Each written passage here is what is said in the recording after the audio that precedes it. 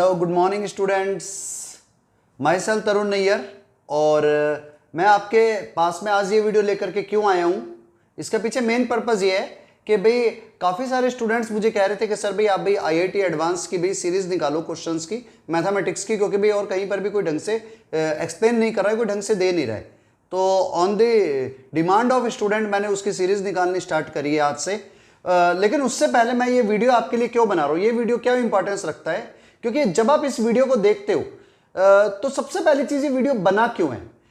जब तक आप आईआईटी एडवांस को प्रिपेयर नहीं कर पाओगे, जब तक आपने प्रीवियस ईयर के पेपर्स की आपको ढंग से नॉलेज ना हो, उस प्रीवियस 5 ईयर या 6 ईयर के पेपर की नॉलेज लेने से आपको क्या फर्क पड़ता है, आपको यह समझ में आ जाता है किस टाइप के क्वेश्चंस आ रहे हैं पेपर में। तो सबसे पहली चीज इंपॉर्टेंट ये है कि जो मैंने ये वीडियो बनाया, ये मैंने पिछले 5-6 साल के पेपर का डिटेल एनालिसिस करने के बाद में वीडियो बनाया। उस वीडियो को देखने से आपको फायदा क्या हो जाएगा कि आपको ये चीज समझ में आ जाएगी कि पेपर में किस टाइप के क्वेश्चन आते हैं, किस टाइप के क्वेश्चन आते हैं, कौन से टॉपिक से ज्यादा क्वेश्चन आते हैं और कौन से टॉपिक इंपॉर्टेंट है, कौन से टॉपिक इंपॉर्टेंट नहीं है, पेपर में कौन से क्वेश्चंस करने हैं, कौन से टॉपिक के क्वेश्चन छोड़ ही दो आप भले। आपको अगर मान लो परसेंटेज क्राइटेरिया आपने रख रखा है कि हाँ सर मुझे 75% से अबव लेकर के आना है, तो आपके लिए सबसे ज्यादा इंपॉर्टेंट टॉपिक कौन से हैं कि आप सिर्फ उन टॉपिक को भी अगर ढंग से तैयार कर लेते हो तो आपका सिलेक्शन की परसेंटेज कितनी अच्छी आएगी। यहां पर हम सिर्फ सिलेक्शन करवाने की बात नहीं कर रहे, हम यहां पर बात करेंगे कि आपकी अच्छी परसेंटेज बने उसके लिए। इसलिए मैं मिनिमम कट ऑफ की कभी बात नहीं करूंगा, मैं मैक्सिमम कट ऑफ के बारे में बात करूंगा कि हाँ भाई आपको कितनी अच्छी रैंक के अंदर अच्छे कॉलेजेस मिल जाएंगे। तो ये जो डाटा है ये काफी सारे ईयर्स का एक्सप्लेन करने के बाद में, समझने के बाद में मैं आपके सामने लेकर के आ रहा हूं। तो आप इस वीडियो को बहुत ध्यान से देखना और अगर आपको अच्छा लगता है तो आप अपने फ्रेंड से शेयर कर लेना, ठीक है। बट इंपॉर्टेंट चीज ये है कि आप इसको समझना जरूर और अपने साथ में नोट जरूर करना इसके हर पॉइंट को, ठीक है। तो बिना टाइम वेस्ट करे वीडियो स्टार्ट करते हैं। तो स्टूडेंट हम एनालिसिस स्टार्ट करते हैं। तो सबसे पहले हम बात करते हैं टोटल इंडिया के अंदर आईआईटी के कॉलेजेस कितने हैं। तो टोटल 23 कॉलेजेस है और इसमें जो नंबर ऑफ सीट्स है वो भी मैं अभी आपको बताऊंगा। लेकिन सबसे पहले बात करते हैं, स्टूडेंट के मन में एक बहुत बड़ा डाउट होता है कि हमने भाई 11th का पेपर दिया है, 11th का भाई हमारा टॉपिक वीक रह गया, तो आईआईटी के अंदर 11th की और 12th की अलग अलग वेटेज होती है और वो कितनी कितनी है और उस हिसाब से क्वेश्चंस आते हैं। टॉपिक वाइज मैं उसके बारे में बात करूंगा और पेपर का लेवल कैसा होता है, ईजी है, इतने क्वेश्चन ईजी आएंगे, इतने टफ आएंगे, इतने मीडियम आएंगे, हम उसके बारे में भी बात करेंगे, ठीक है। तो सबसे पहली चीज मैं आपको बता दूं कि आईआईटी कॉलेज के अंदर जब आप पेपर देते हो तो अगर आप बात करते हो 11th और 12th के परसेंटेज वाइज, पेपर के अंदर 11th का परसेंटेज कितना आता है और 12th का कितना आता है, तो अगर ऑन एंड एवरेज आप चलते हो तो 11th का 40% के आसपास पेपर आता है और जबकि 12th का नियर अबाउट 60 एंड 61% के आसपास पेपर आता है। ये एक एवरेज है, ठीक है, पुराने डाटा के हिसाब से। तो अगर आपकी 11th कभी वीक रह भी जाती है कई जगहों पर, तो भी अगर आपने 12th में बहुत अच्छी तरीके से तैयारी कर ली तो आपकी 11th एक तो अपने आप ही स्ट्रांग हो जाती है और दूसरा आपकी 12th तैयार होने के कारण से आईआईटी को क्लियर करने का और आईआईटी में अच्छे कॉलेज लेने की प्रोबेबिलिटी बढ़ जाती है। कैसे बात करते हैं, जैसे हमने 2020 का पेपर की जब मैंने स्टडी करी तो उसमें मैंने देखा नियर अबाउट 11th का 39% आया था जबकि 12th का 61% आता है आईआईटी के पेपर में। यही स्टडी जब 2019 में करी तो यहां पर 36% एंड 64% की बात हुई थी।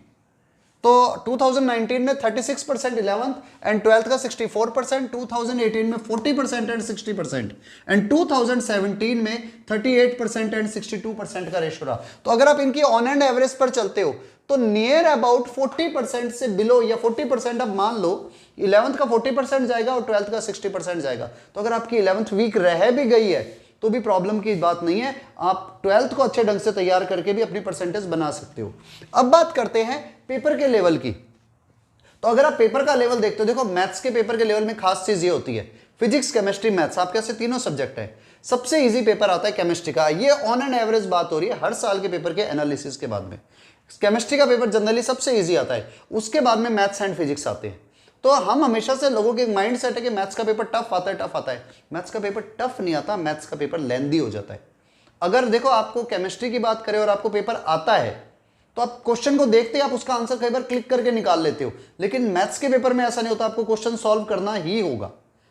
तो अगर हम बात करते हैं मैथ्स के पेपर में easy, medium and tough questions की, तो अगर हम 2020 के पेपर की बात करें तो 15% क्वेश्चन इजी आए थे, 35% क्वेश्चन मीडियम एवरेज आए थे, लेकिन 50% क्वेश्चन थोड़े टफ आ गए थे। यही बात 2019 में देखा तो 17, 35 एंड 48%। और 2018 में 32, 30 एंड 38%, और 2017 का पेपर जो सबसे इजी पेपर था मैथ्स का, उसमें 43%, 41% एंड 16% के नंबर आए थे। मींस इजी परसेंटेज इतना था, मीडियम वाले इतने क्वेश्चन थे और टफ इतने थे। तो अगर आप इन सब की एवरेज निकालते हो तो near about easy and tough की एवरेज जब आप लेकर के चलते हो तो इजी एंड मीडियम क्वेश्चन 60% के आसपास आते हैं, जबकि टफ क्वेश्चन की प्रोबेबिलिटी 40% है। लेकिन लास्ट ईयर को अगर आप एनालिसिस करोगे तो टफ क्वेश्चन भी 50% और उससे पहले भी टफ क्वेश्चन नियर अबाउट 40% है, 48%। तो आपको पेपर को करते टाइम पर माइंड में ये भी रख करके चलना है कि कुछ क्वेश्चन अगर आपकी पूरी प्रिपरेशन नहीं हो पाती है तो कुछ क्वेश्चन पहले से ही माइंड में सेट कर देना कि आप छोड़ भी सकते हो, क्योंकि आपको लग जाएगा पेपर देखते ही कि क्वेश्चन का लेवल टफ है या ईजी है। ठीक है, तो हम इसकी बात करते हैं। एक चीज और, पेपर का कोई फिक्स पैटर्न नहीं होता।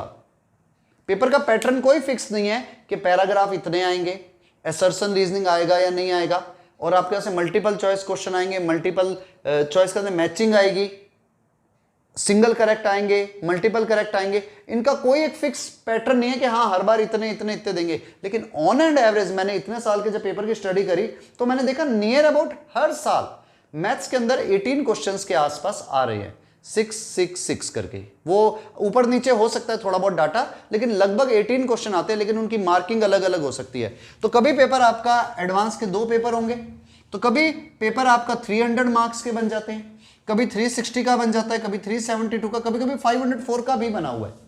तो वो डिपेंड करता है पेपर सेटर के ऊपर, सेट करने वाले के ऊपर, या अपने आईआईटी कॉलेज के जो नॉर्म्स है उसके हिसाब से। तो आप सबसे पहली चीज ये ध्यान रखना कि आपको पेपर को देखना किस तरह से। अब हम आगे बात करते हैं आईआईटी कॉलेजेस कितने हैं और उसमें कितनी कितनी सीट्स है, क्योंकि वो सबसे इंपॉर्टेंट पॉइंट होता है। जब भी हम आईआईटी की तैयारी करते हैं तो पहले हमें कॉलेज चूज करना माइंड में होता है। तो अब हम बात उसकी करेंगे। यस, तो हमने कुछ थोड़ा सा बेसिक एनालिसिस और किया कि हाँ भाई नंबर ऑफ कॉलेजेस कितने हैं और उसके अंदर नंबर ऑफ सीट्स कितनी है। तो ये चीज बहुत इंपॉर्टेंस क्यों रखती है, क्योंकि बहुत सारे स्टूडेंट्स टॉप कॉलेजेस ही देखना चाहते हैं।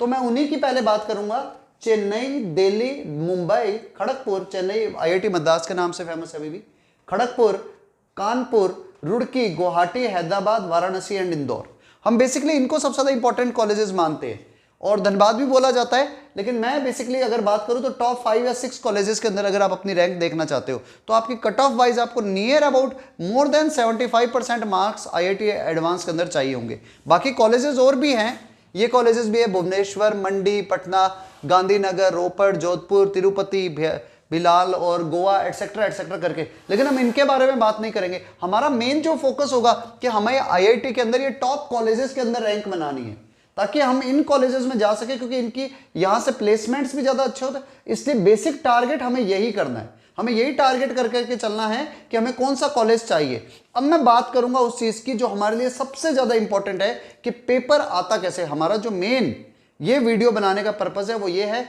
ना तो मेरा मेन वीडियो बनाने का पर्पस कॉलेज बताना है, ना आपको भाई कि आईआईटी के अंदर कितने कॉलेजेस है, कितने मार्क्स मिलते हैं, ये बताने का मेरा टारगेट नहीं है। मेरा मेन टारगेट है कि आपका पेपर का एनालिसिस कैसा, तो पेपर कौन से आएंगे, पेपर में क्वेश्चंस किस टाइप के आते हैं, हम उसके बारे में बात करेंगे। ठीक है, लेकिन आप फिर भी इनको माइंड में पहले से सेट करके चलना कि हमें कॉलेजेस के लिए कौन से कॉलेज के लिए कितनी कट ऑफ जाती है। आप ये नेट के ऊपर देख सकते हैं। ठीक है, अभी आप पहले एक बार इसको चाहो तो आप इसे नोट कर सकते हो, क्योंकि नॉलेज आपको होनी बहुत जरूरी है। अब हम पेपर के एनालिसिस पर आते हैं। तो देखो, पेपर में आपके पास में अलग अलग कैटेगरी के क्वेश्चंस आते हैं। ये सबसे इंपॉर्टेंट पॉइंट है।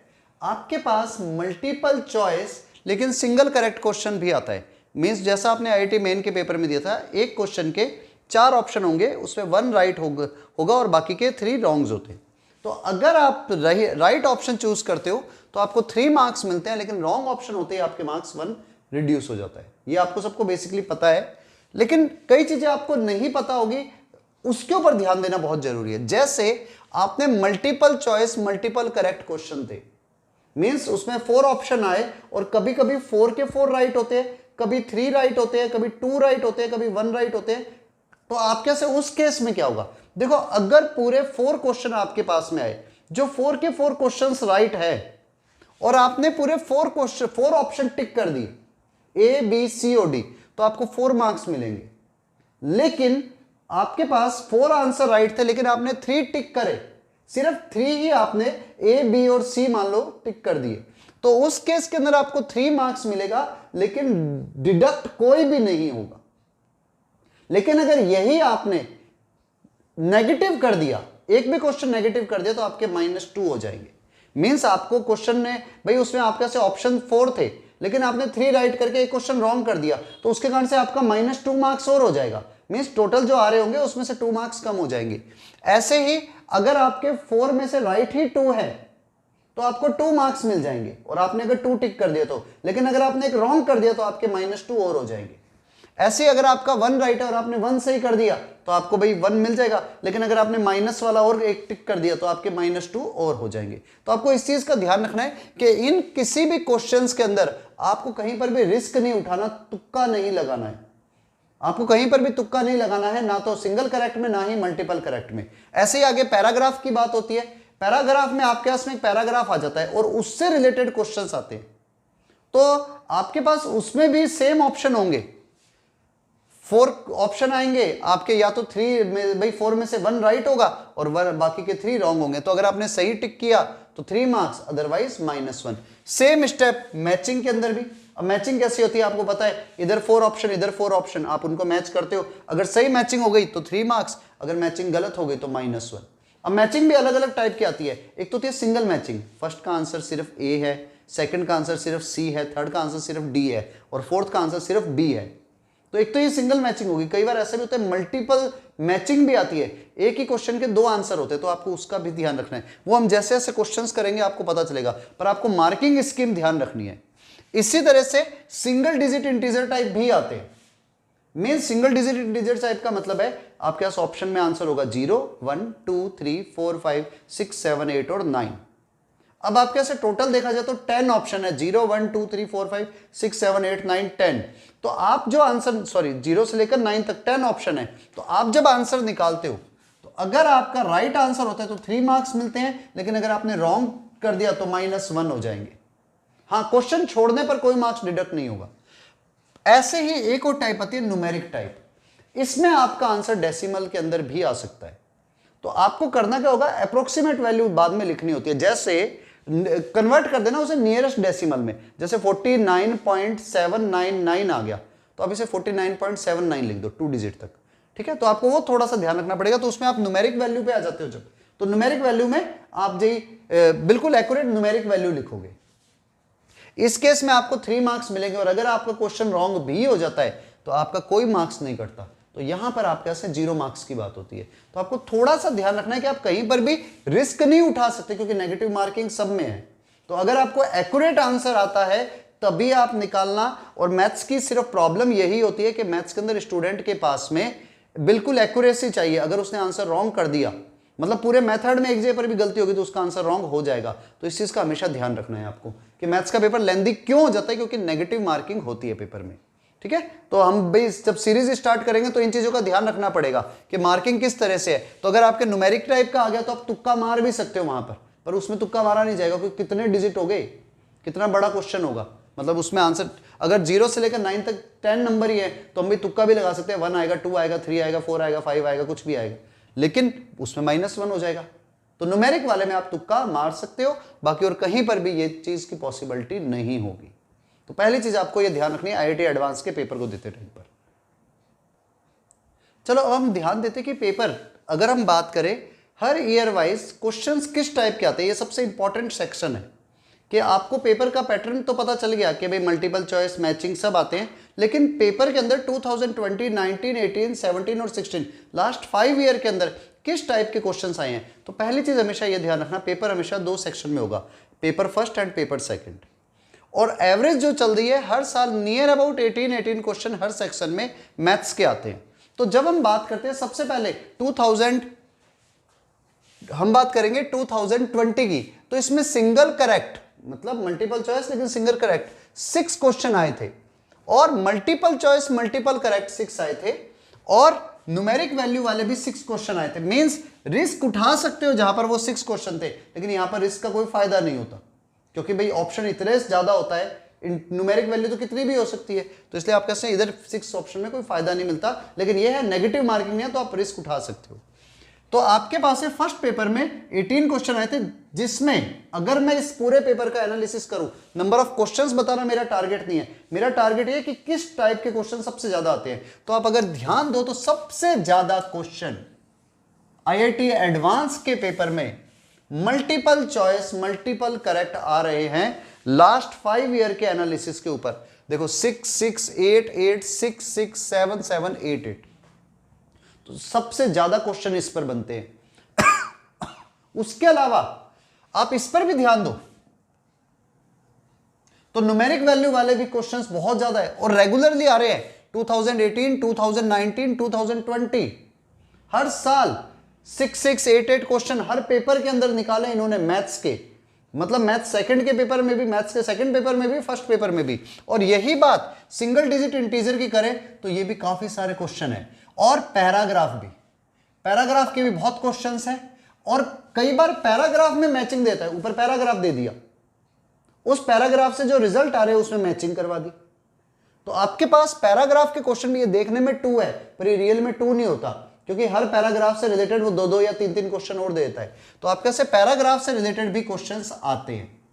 ये जैसे 2 क्वेश्चन दिए तो इसका मतलब 2 का मतलब 4 क्वेश्चन है, श्योर है, क्योंकि हर क्वेश्चन में डबल डबल है। और यहां पर 4 लिखने के पीछे रीजन यही था कि डबल क्वेश्चन है और उसमें मैचिंग भी आई हुई है, तो ये मैचिंग की कैटेगरी में भी आ रहे हैं। तो आपके पास सबसे ज्यादा जो वेटेज लेकर के यहां पर आएगा वो होगा मल्टीपल चॉइस मल्टीपल करेक्ट, इसकी फुल प्रोबेबिलिटी है। उसके अलावा न्यूमेरिक वैल्यू और इंटीजर वैल्यू, सिंगल डिजिट अब लगभग ना के बराबर होते जा रहे हैं। आप अगर लास्ट ईयर्स के पेपर को देखोगे तो ठीक है, इधर जरूर आया है 2020 में 6 क्वेश्चंस, लेकिन सिंगल डिजिट वाले क्वेश्चंस धीरे धीरे कम होते जा रहे हैं।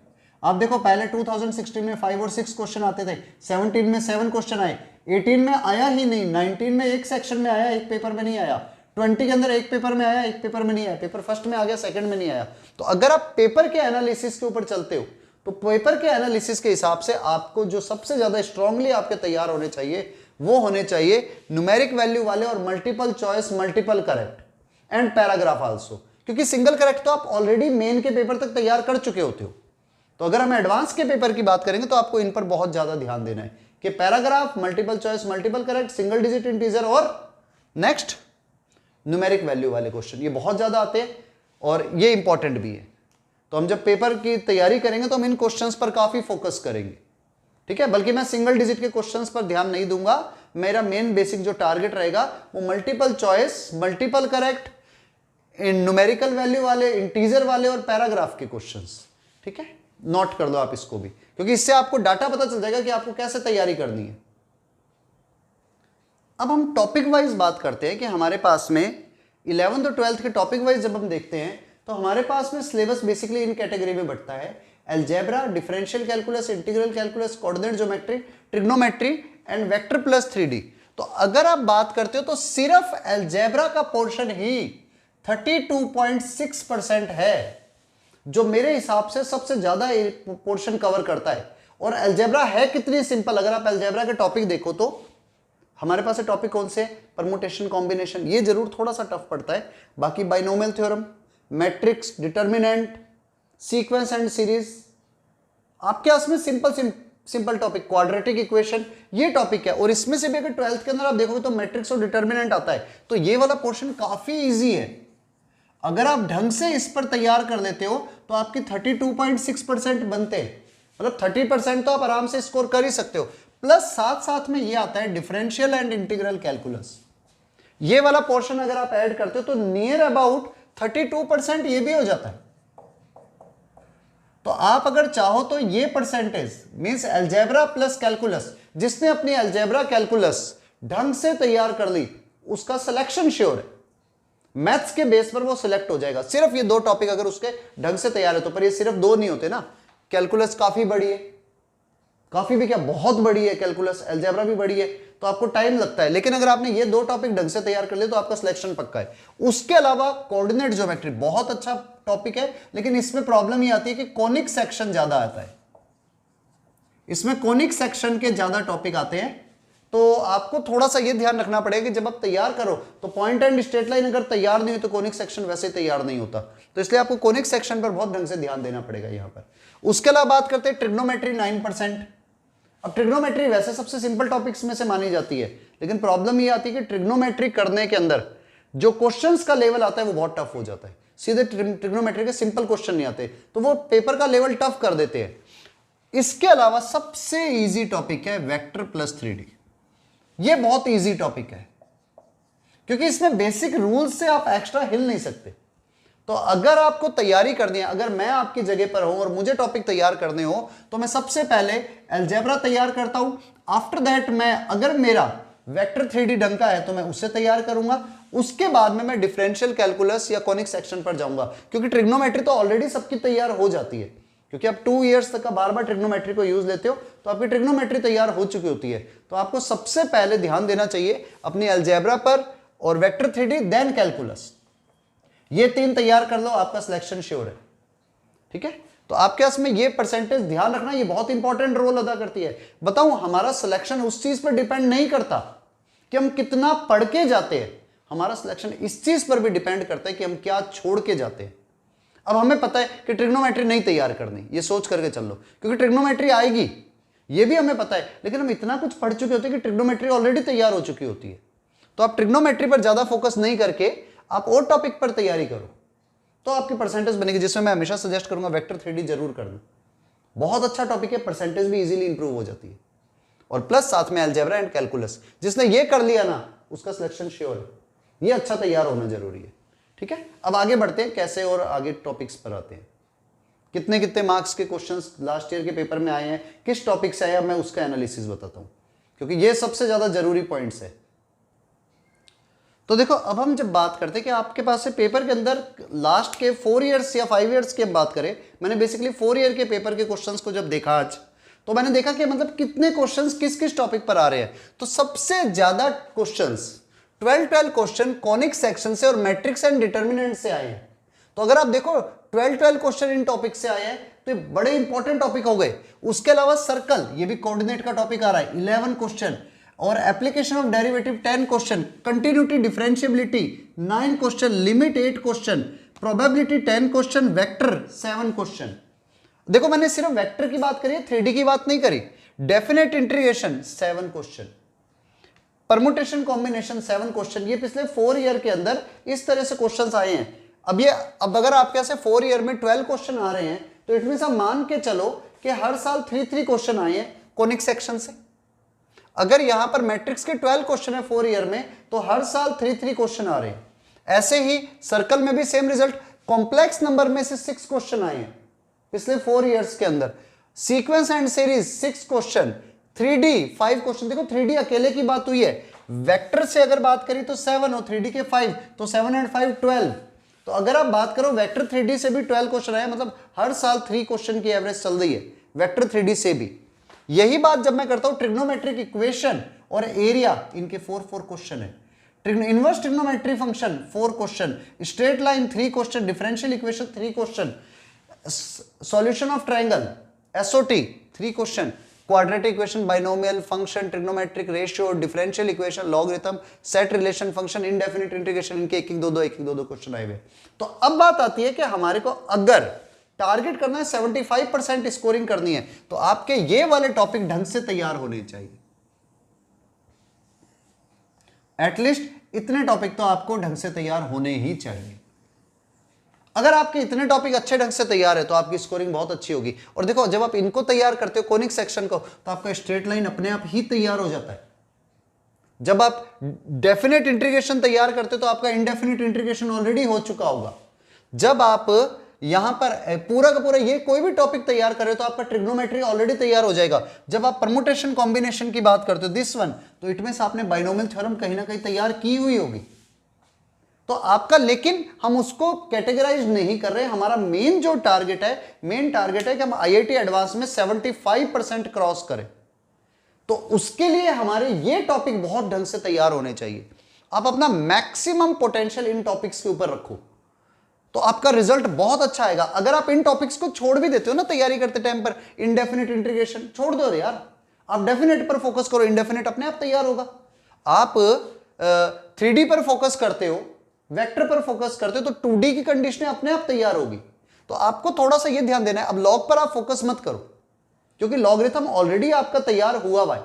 तो जब हम भी तैयारी करवाएंगे ना तो लॉग के क्वेश्चन नहीं करवाऊंगा मैं कि पीछे आईआईटी के पेपर में आए, क्योंकि लॉग हमारा इतनी बार यूज आ जाता है कि लॉग तैयार हो चुका होता है। तो आपका मेन वेटेज जो आपको देना है वो इन टॉपिक्स के ऊपर देना है आपको। हाँ, स्ट्रेट लाइन पर आपको इसके अलावा स्ट्रेट लाइन पर ध्यान देना पड़ेगा, क्योंकि ये नहीं करा तो वो नहीं होगा।